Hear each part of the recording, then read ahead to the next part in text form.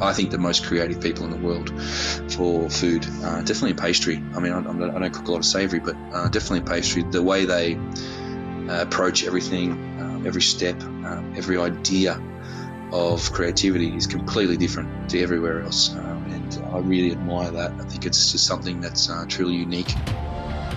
This is the Deep in the Weeds podcast. I'm Anthony Huckstep. A few episodes ago, pastry chef Lauren Eldridge explained that desserts are not necessary, that we don't need desserts and incredible pastries for any other reason than enjoyment, and that is what makes them so special. But that enjoyment comes at much pain and labour from the kitchen team, because pastry and desserts in many ways are an exact science. What makes great pastry? Adriano Zumbo is one of Australia's most celebrated patissiers and known by many names, including the Sweet Assassin.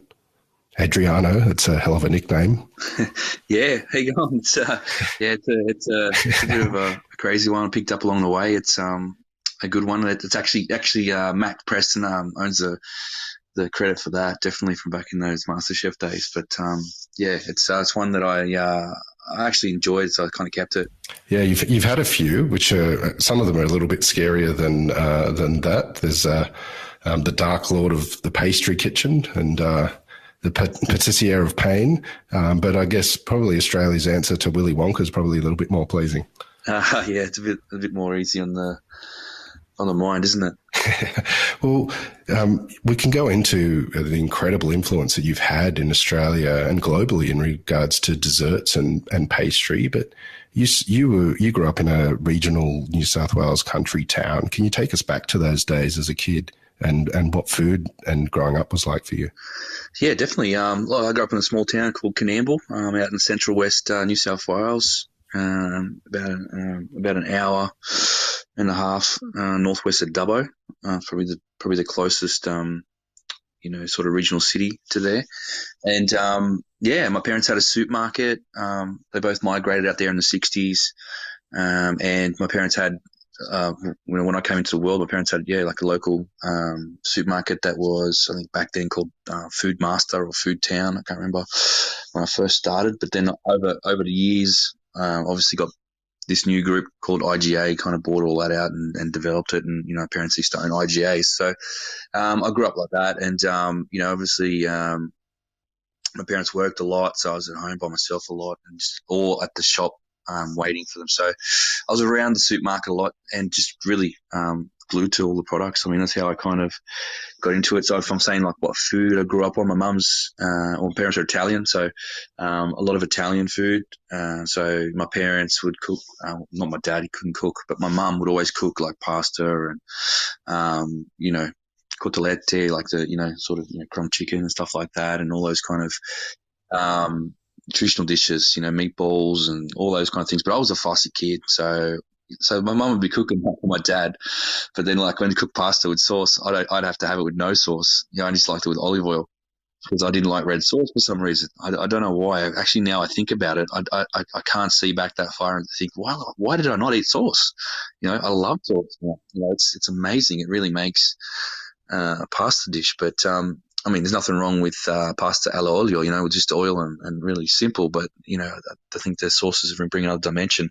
But I was really fussy. I like my, if I had steak, it had to be cut like 2 millimeters thick and overcooked and heavily seasoned with seasonal and stuff like that. And I think maybe it was just a kid thing. And as we grow up, but I think it might have been also I was filling in the gaps with all the lollies and junk food that I was taking from the shops every day and pretty much living off, just all these different varieties of biscuits and lollies and chips and, pre-made little cakes like Lamington fingers and jam roll and all those kind of things, which I'd have in my bag every day or I'd take home and I'd live off it. So I loved it. I used to love eating all the different flavors and varieties and really that was my life. That and sport. I think school was just a place to hang out. I think it was to see friends and hang out.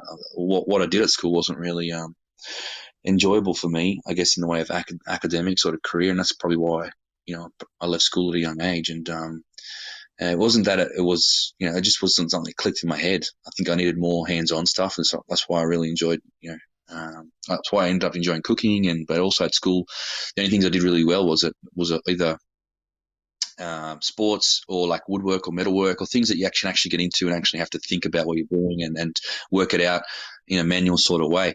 But the only thing other than that I did okay it was geography, and that was geography and maths. Sorry, maths because I used to work in the supermarket and I used to work on the cash register a lot, and geography was because I used to play this video game in computer studies that was called Where in the World is Carmen Sandiego, and it used to take you all around the world trying to catch Carmen Sandiego, and it was a real basic game, but you used to learn all about all the countries and where they were because she would jump from country to country. So then when I did geography, I always knew all the countries and all the cities and all that.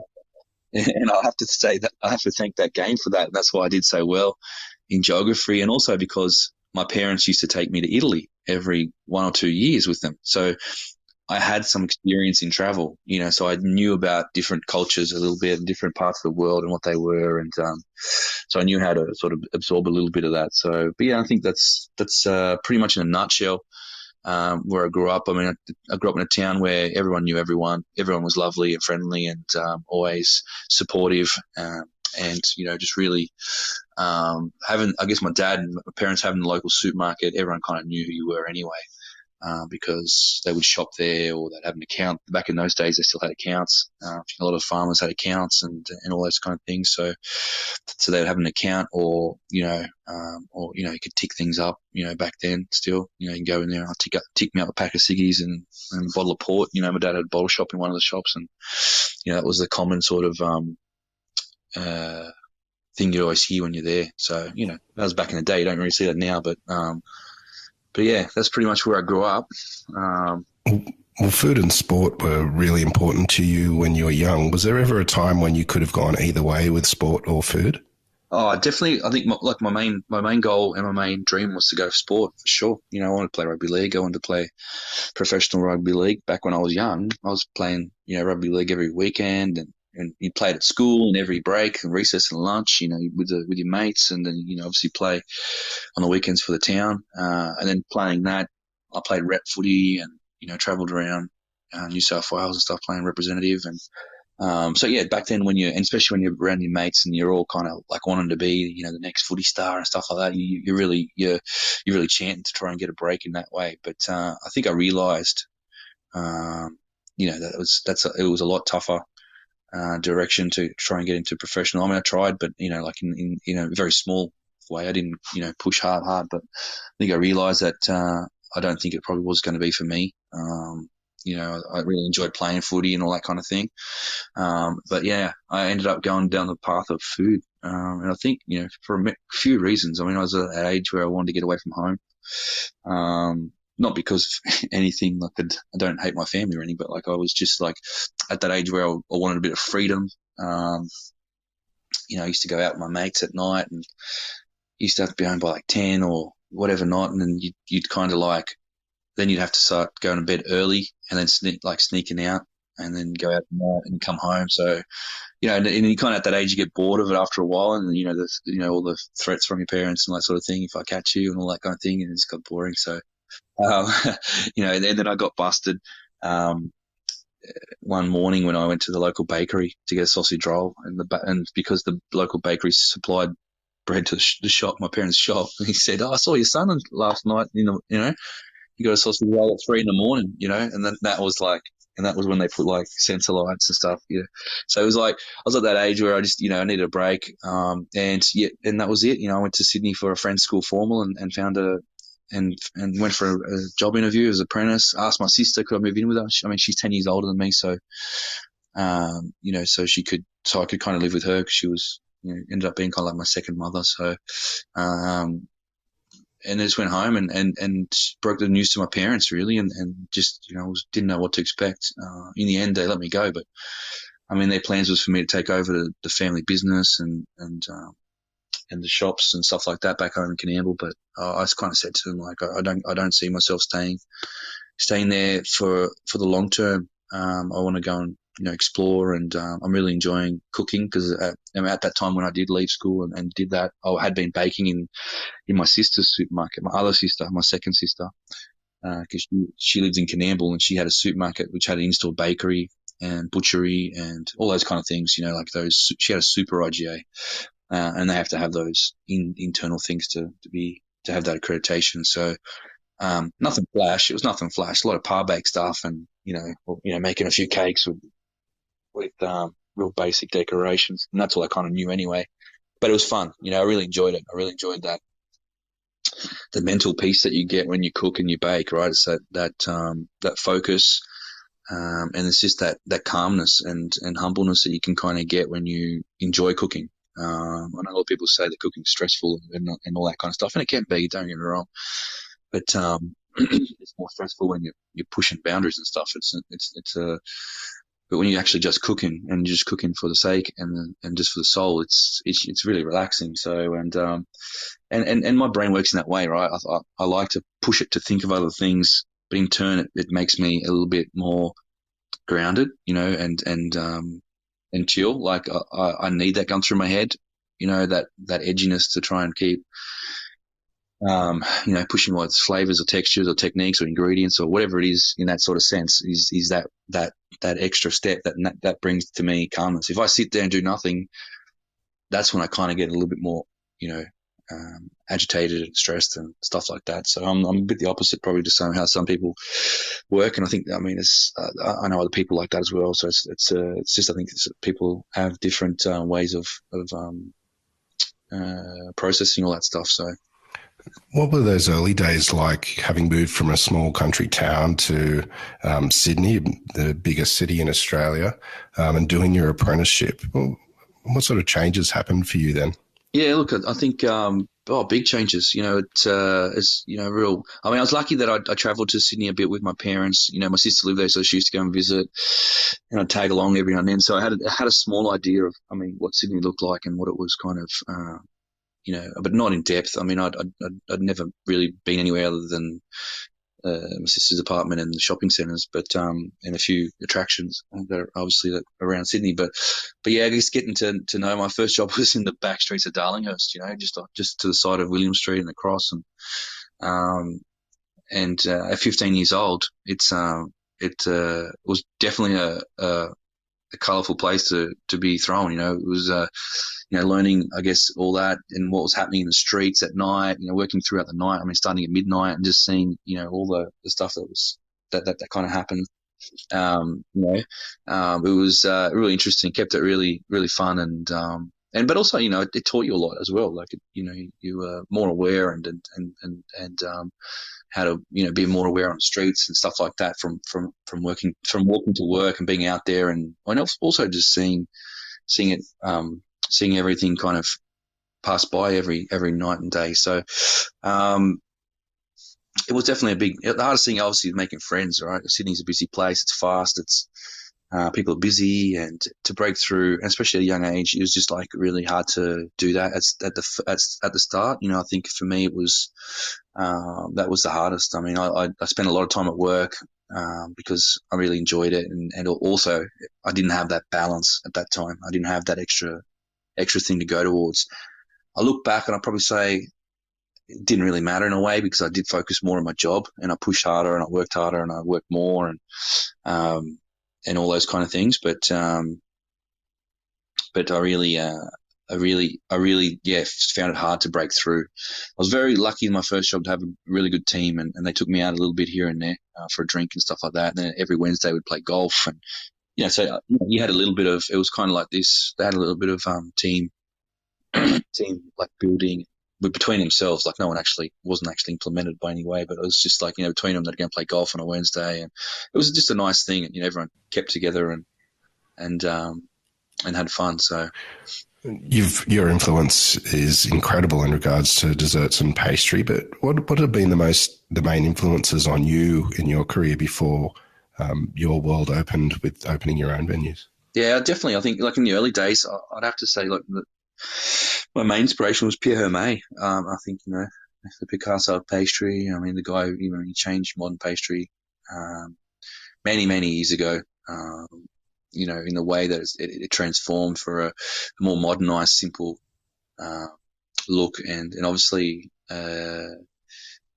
opening the doors to new flavors. I think away from what traditional pastry is, which is chocolate, coffee, vanilla, lemon, pistachio, raspberry. In a global scene, that was definitely the most common things everyone used, in caramel. But I think opening up to just new flavors, whether it be adding savory flavors, whether it be adding more exotic fruits and mixing in with florals and all those things where you never really saw a lot of it back in the early days. I think he was a real pioneer in opening the world to the possibilities and the abilities that you can do in pastry, and looking at everything away from, probably in the 90s and 80s before I started. I started in 97, but before then everything was kind of like, stenciled Jacon sponge, and all the decorations on cakes were really intense. There was like a lot. Everything was covered from top to bottom with something back into it. Whereas you look at now, over the years, it's evolved so much to more even just a one-piece decoration. Sometimes there's no decoration, it's just a nice glaze. To more abstract cutting of chocolate pieces and decorations, how they're inserted into the cakes, and all those kind of things. Have adapted over time, and I think definitely he's really at the forefront to thank for that. And he was my early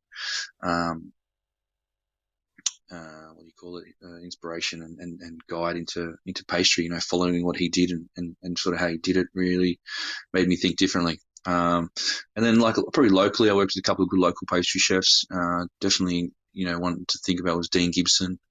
When I worked at Rockpool, he was head pastry chef there, and had many elements to Rockpool back in those days. And I worked up in the level 6 Rockpool pastry kitchen, which was their main pastry kitchen, which supplied a lot of venues that he had at that time. So Rockpool Catering, all the noodle bars and MCA Cafe and Rockpool Restaurant functions and all those kind of things. It's supplied. So that's where I kind of worked, and I worked up there more hands-on with him. I didn't actually work in Rockpool, the restaurant itself. It had its own pastry chef, but we kind of looked after everything else in Neil's world for pastry. And being that in the later stages of my apprenticeship up there, I learned a heap about natural flavors, good produce, good quality ingredients, and a different approach to it. I think it was a more simplistic, I think restaurant desserts, and those kind of elements are a little bit more simplistic in the way they're produced, because it's more a la minute. You don't need as much holding agents, and sometimes you don't need to process the procedure as much. You can keep it a lot more fresh, tasty, and less combinations. Usually just a couple of flavors really pops and sings on a plate, especially after a meal of many different savory sort of elements. So it taught me a lot. It definitely was a big thing. I have to say Sam Campisi was one of my head chefs as well early in my apprenticeship. He taught me a lot about being a good pastry chef and a bad pastry chef, and all the it was more you can earn $600 when you qualified, or you can earn $800 when you qualified, and just about being more disciplined, clean, and really pushing yourself to do better every day. So I learned a lot of those kind of like things along the way from those people, and I think my parents taught me a lot as well from just been working every day after school. More about working hard, more the drumming in the head about working hard to get somewhere, and to be someone. Really got to put in the hours and the effort and the dedication, and I think the most creative people in the world for food, definitely in pastry. I don't cook a lot of savory, but definitely in pastry, the way they approach everything, every step, every idea of creativity is completely different to everywhere else, and I really admire that. I think it's just something that's truly unique, and something I just love the style. So, yeah. You opened your first patisserie in Balmain in 2007, but leading up to that, you were making all sorts of things for local cafes and also selling goods in a grower's market. Tell us about that lead up to opening your own store and what it was like for you to finally do that. Yeah, so I worked in Cairns for a year, and then I came back. Because it wasn't really what I was looking for. Didn't get, obviously I didn't get the position I wanted up there. I mean, I worked up there for a year and I was hoping for a bit of promotion and to grow up there, but I didn't get it. So I went back home. As I also realised that what the type of pastry I enjoyed doing and wanted to do at that time really didn't sing up there at that time. That was 2005. So I knew I had to be in Sydney or Melbourne, so I decided to go back to Sydney because I originally went up there for a break from Sydney because I had an intense and eventful sort of apprenticeship and first few years as qualified and stuff like that. So I said I want a break. I'm going to go up there, and I ended up coming back to Sydney. And I thought, what am I going to do? And then obviously just locally in Balmain, because I lived in Balmain. I went back there and just obviously had a few friends in cafes locally, and just said, "What if you made a few products for us?" And I said, "Okay." And so I started doing that, and then the next option to branch out was to do a growers market. So I started doing that on Wednesdays and Saturdays at Fox, and then there became a bit of synergy there. Whereas Sonoma was looking for someone to run their stand, selling their bread because they didn't really want to be there to have someone there. So I was going to be there anyway. So anyway, we come to an agreement that I'd sell my stuff off their stand kind of thing, but I'd run their stand, and it worked really well, and that was a good connection there and a good way to start. People started asking me about, do you have a shop? Do you have this? Do you have that? And I was like, no, I just do this, and supply a couple of cafes locally where I live, and that's it. So I sat on that for a while, but then I guess you get the itch to you can only make certain products doing that because I was making it from home, and two, I didn't have the facilities obviously to make more volume or more specialized products that needed a lot more like chilling and freezing capacity. So I just kind of kept doing that for a bit, and then I had some friends at the time, and I was just like I was always saying that I wanted to do something, but I don't think I had the I didn't have the balls, sort of thing to take that next step. I was just always pondering on it and saying it, and I'd look at places, and then I just wouldn't ever take that next step. And then, I had a few mates at the time that just kicked me in the butt and just said, you're going to do it, mate. You got to do it. You got to do something for yourself, and they helped me to get a place and get going. So, and at that time, that was the starting point where I was like found that small little shop in Balmain.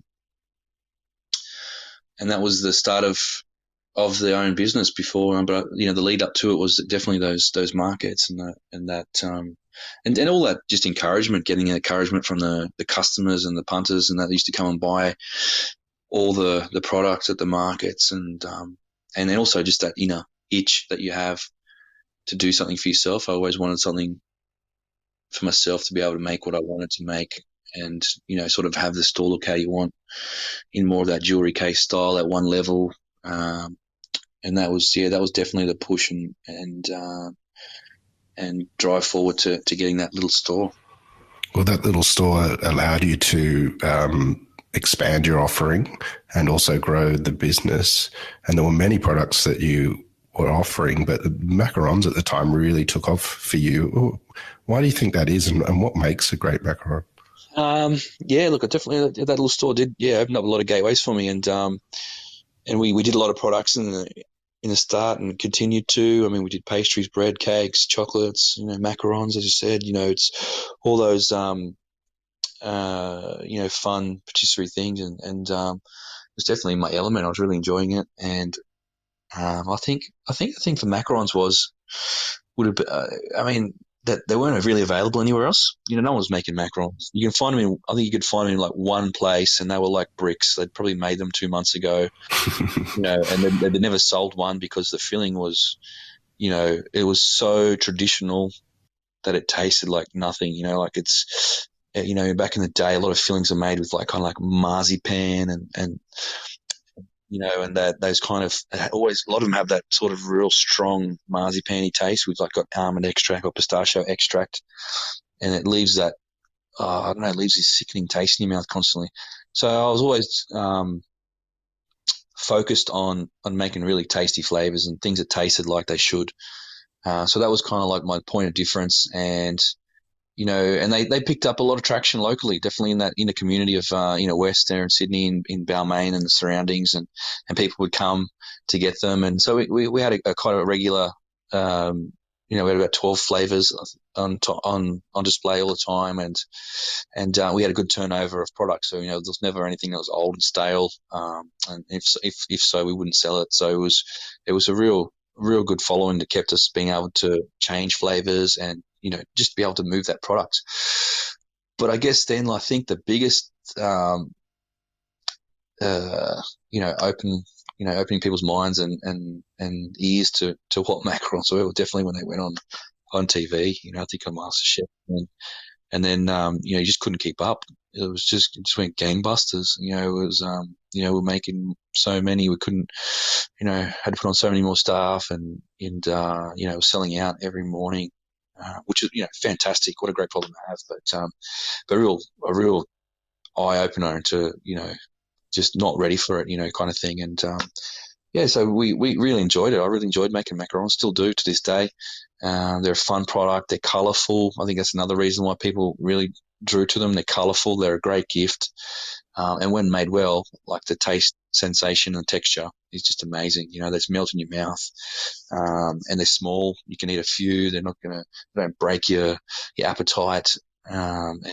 And yeah, I think they're just a fun little product. So, what sort of impact has television had on you? Because you have appeared on multiple seasons of MasterChef, doing the Croquembouche and the Tower of Terror, that macaron, that black olive raspberry beetroot macaron, and you've also had your own shows and been a judge on many shows as well. What's it been like balancing that world and the real food world? Yeah, I think it's been tough. I think it's obviously done amazing, and the ability to be able to connect with a wider audience in what you love and what you do.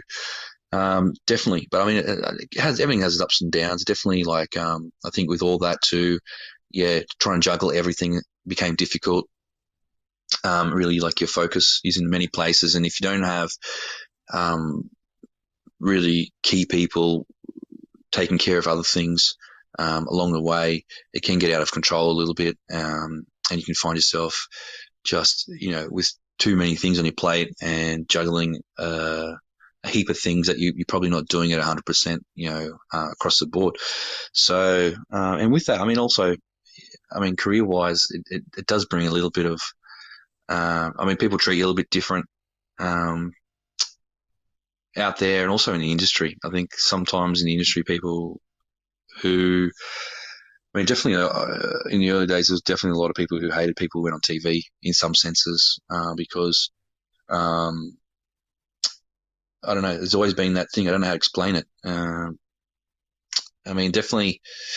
I think MasterChef didn't have that recognition in the early days in the professional industry, as probably much as it does now, because now the professional industry sees how integral, definitely business owners and head chefs and people who are more at the control of their premises or whatever will see the benefits and what it's done for our food industry, and what it's done for people at home, and the ability for them to accept different cultures and different forms of food.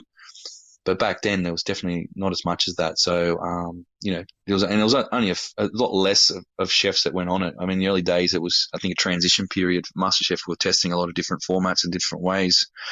So it was a development over the years in bringing on more and more talent and more chefs, and and it's been an amazing track.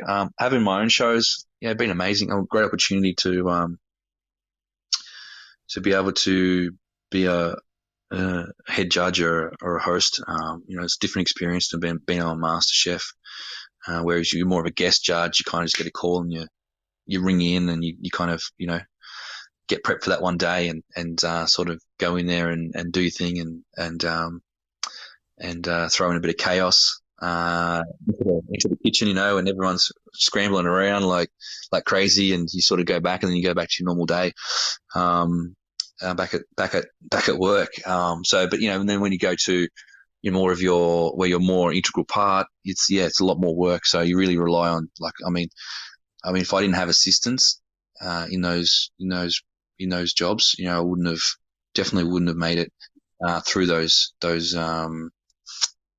kind of prep, because prepping for your own show, especially when you're doing a new creation for every episode, it's real time consuming, and also juggling everything else. You really need a good team behind you. And I was very lucky in both the seasons that I did with Zumbo's Just Desserts, that I had really good assistants. First season, Phil Curry, is very talented, creative, amazing. I think you've had him on. So,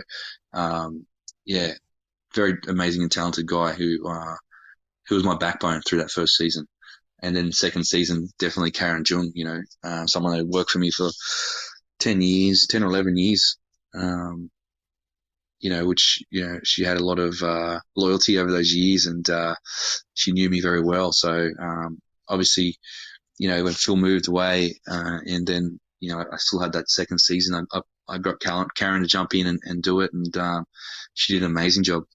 So it was super to have those people being able to help you make your ideas come to life. I think it's not, and that's one thing about every business, right? It's not the one person, even though it's a lot of times only one person talked about. There's so many people behind it that help everything come to fruition and to life. And you really you learn that over the years, definitely, more and more so, that how much all those key elements are important for growth, and for the brand, and for whatever it is to grow. Because without them people, I definitely learnt that a lot when I went into those experiences. But it's good fun all around. Definitely, amazing to be able to connect with people globally, and all those things. And there's only, I'd only say that the only small downside is probably just that little bit of tall poppy. It comes sometimes from parts of the industry, and then also just from media. Sometimes when it's with anyone, when you're a profile in any field, you're more susceptible, whatever that word is, for them to come at you when something goes wrong, or when there's something not right, or rather than there be a solution, like like you would do normally, trying to sort out problems. It'll get pumped into a story or something, and goes out there for the whole thing. So I think it teaches you a lot as well, over time, how to deal. It's definitely a different pathway, and it teaches you different parts of who you are, and how to deal with more mental and everyday strengths in life, right? Because cooking's one thing, and all that other stuff's just another ballgame. It's all on top of it, and sometimes it just gets in the way of everything you love doing, cooking, right? You just want to get locked in a room and cook. Well, tell us what it's like being locked in that room and cooking. What's your creative process? Because you've wowed so many people with your creations all over the planet. Where does a dessert start for you, and how do these creations come to life? On a day to day, like I have so many ideas that pass through my head. I write them down, and that's just kind of like a day to day thing. That doesn't mean I put them into action or anything like that, but I write it all down. Whether it's, I've got many scrapbooks and books and shelves full of pieces of paper, and now also my phone. These modern days with writing on notepads in the phone and stuff like that. But I think the real creativity comes with pressure, and I think the idea doesn't come from pressure, but the reality of it coming to fruition comes from pressure. So I'll think of an idea, whether it's things just tick me every now and then. Maybe a conversation that we're having, or maybe at a dinner, maybe traveling, or maybe in a supermarket, or maybe watching TV, and maybe a play on words, right? When I see words and I say them to myself in my head, sometimes something else plays out within that word. And that may be, there's maybe a hidden word with inside it, but actually that hidden word may be something that clicks me to another creative point. And it works like that in a lot of sort of occasions, whether it be visual, like I said, with words, or experiences or nostalgic moments or anything like that. And then it's literally waiting for an opportunity. Do you know? Like I don't like to cook a lot for nothing. I kind of wait for the opportunity. Sometimes I do cook just for the sake of it if I've really got a lot of time, but a lot of time I wait for an opportunity, whether it be when I had businesses, whether it be for a new menu, whether it be an opportunity to go on a show, whether it be for a festival, whether it be for a brand collab or something. And literally some of those ideas would develop into more something that's more connected to that moment or whatever that collaboration, whatever it is. So that'll always evolve and adapt to what that is. But it's really just breaking down things and then building over time. You build that flavor. I always call it flavor encyclopedia in your brain, right? You eat things, you taste things. You always remember those senses in your head: sweet, sour, salty, spicy, bitter, neutral. Those things always stay in your head. So when you're creating, you don't have to always incorporate all of those, but you know that you need a balance of those key elements in any creation that you really make, unless you're trying to make something that's one-dimensional for that exact purpose that you want it to be super sweet and just be super sweet, and that's fine. But like you got to really adapt to what your vision is and what's the brief in your head to what you're doing. So doing that, you always can always find a real differentiation in flavor balance and textures, and I always enjoy that. Trying to get ingredients that like I said, most people don't use outside the ordinary. These days, it's probably more regular now. Obviously with where food's grown in the last 10 years. But back in the day, it wasn't so much, right? Using olive oil and different elements, in cakes wasn't as popular. I mean, now it is now, but back then it wasn't. So back then, it was like a lot of fun to incorporate those. Back in the old days when I started, to incorporate those creative elements, but now they're kind of a part of you, and it becomes a little bit more normal. So what are you doing these days? Your influence has been incredible, but do you have any plans in the next couple of years? Yeah, I think my plans for the next couple of years is just to get back into something really. I mean, I've had a few years off now, just taking a break and kind of recapping on the past 20 odd years. Really, and just obviously came out of Sydney a bit exhausted and burnt out a little bit. So the last couple of years has just been about trying to find that inner passion again, that natural. I mean, you always have it. Don't get me wrong. I'm always, every day. It doesn't even matter whether I'm in a bunch of shit or I'm down in the deep. Whatever it is, you always still have that inspiration. But it's about bringing that to the forefront of your brain and your energy. And your confidence. I think I lost a bit of confidence there for a little bit. And I think it's been a time to really bring all that into a pot and just meld over it for a while. It's been a couple of years. I've kept, working locally and doing a few jobs here and there, which has, kept me, still on the tools. And like I say, you still function. Like, it doesn't stop you from doing things, but the reality is that inner happiness is missing, that soul. Your soul is missing, and my soul's been missing for like 5 years. I think, anyone that has known me for the whole time knew there was a part of me missing. There was something. I'd still do things and get on with it and whatnot, but there was inner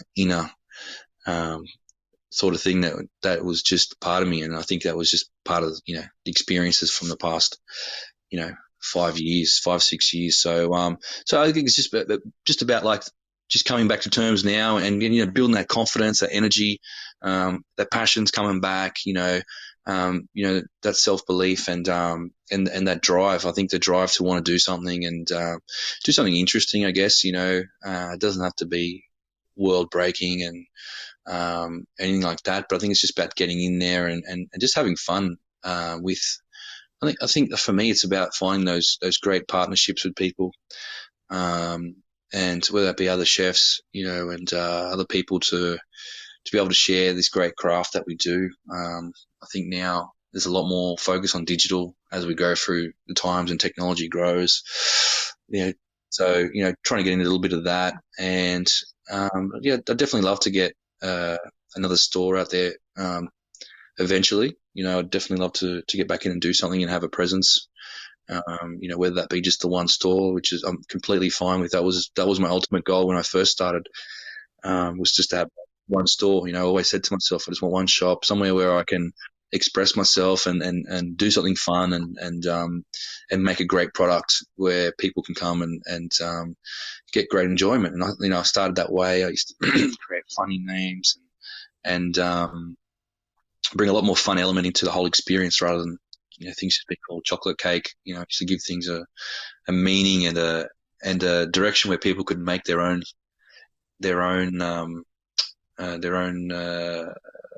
sense out of it. Some people thought the meaning of it was this, and some people thought meaning was that, and I'd never really say anything. It's up to you to make that. So I really miss that and that kind of sense. And I mean, these days got to be a bit more careful now with a lot more. The world's got a lot more political correctness out there, and you can't be as advantageous with some words these days as you could back in those days. So, but I'd love to get back into some fun stuff like that. Really bring in some joy into when people come into a shop and buy something, that it's an experience, and it's something that they obviously can flick back through memories and of things, and hopefully can connect them to some of those things. And I think, that's what food has been for many years now, but I really miss that part of it. I think it's just being able to adapt. So hopefully, getting something like that, and then just being able to I think go out there and just meet more local producers and people. I never really, being in Sydney all those years and being in the business, I never really got a lot to experience a lot of that. So, now being based in Queensland is fantastic starting point to be able to connect with all those